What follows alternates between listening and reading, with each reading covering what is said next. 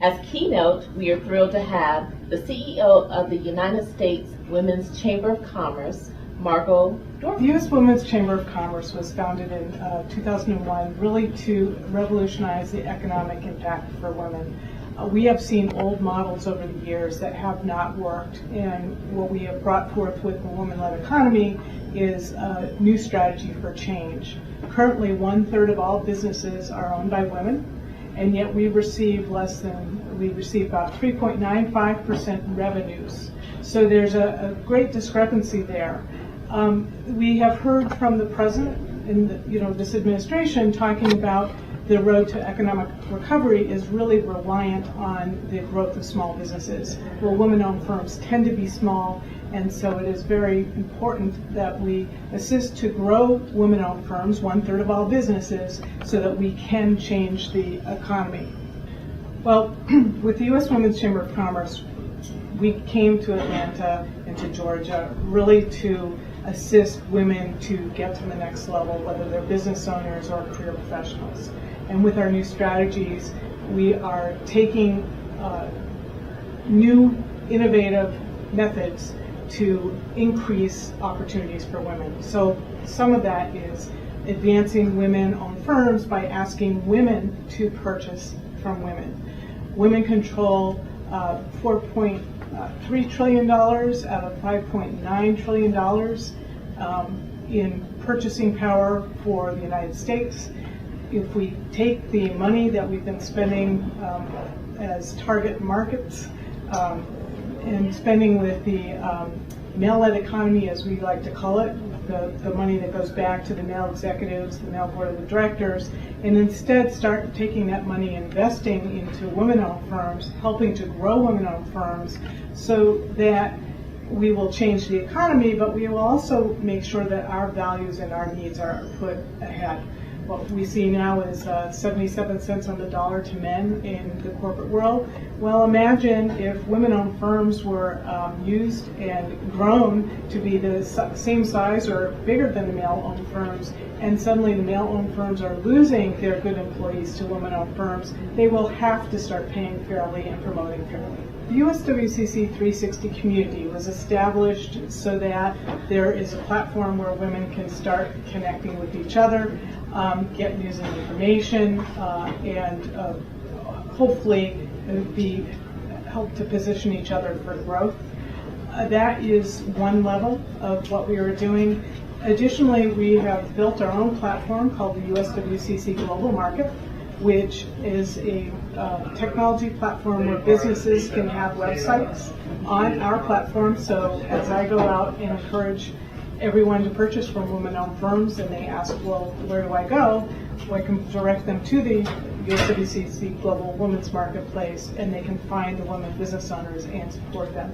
That particular community can be broken down by region. It can be broken down by organization, and it can be also broken down by industry. So we have a number of ways to really support the various communities. If you invest in women-owned firms, they grow, they will hire. It's a job creation scenario. They add to the tax base, which is a wonderful thing. That's what we need to really raise the economic of our communities as well. Well, we already have the USWCC lending network, and that really is focused at the need where there is an opportunity. If somebody needs capital, they can come to our website, and we will. They plug in their information, and we send their information out blind to a number of lenders, and then they will get back the best options for them. So that's one area in which we've already started. Clearly, there's much work to be done. We need to ensure that the banks are lending, which they have not been. We need to make sure that they're held accountable when they take our funds as taxpayers, that they are providing the loans that the small businesses need. When we first started the U.S. Women's Chamber of Commerce, we were tasked with the top 3 issues that women were facing as business owners. The first was access to markets, and specifically the federal markets. So Federal contracting has been very tough. There has been a law in place for over 10 years now, but the Small Business Administration has failed to implement the program. We have heard that hopefully that will come out at the end of this year. However, the U.S. Women's Chamber of Commerce has had to step up and file a lawsuit over the years, and that lawsuit is still in play today to ensure that this law does get implemented. So we are working very hard to assist women. We talked about access to capital, and the third option or challenge that women have been having is access to affordable benefits, especially health care.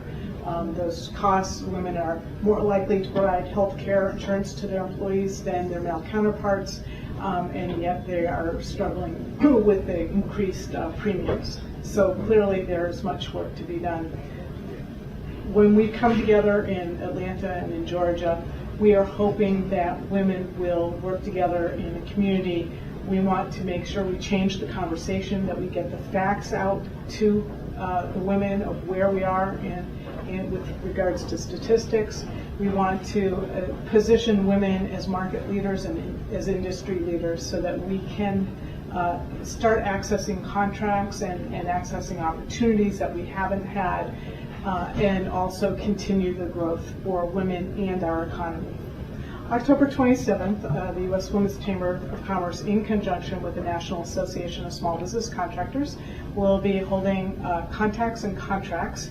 This event is aimed at really connecting small businesses with agencies, whether they be federal, state, local government agencies, and prime contractors, commercial buyers as well, so that hopefully we can gain some contracts for the small businesses.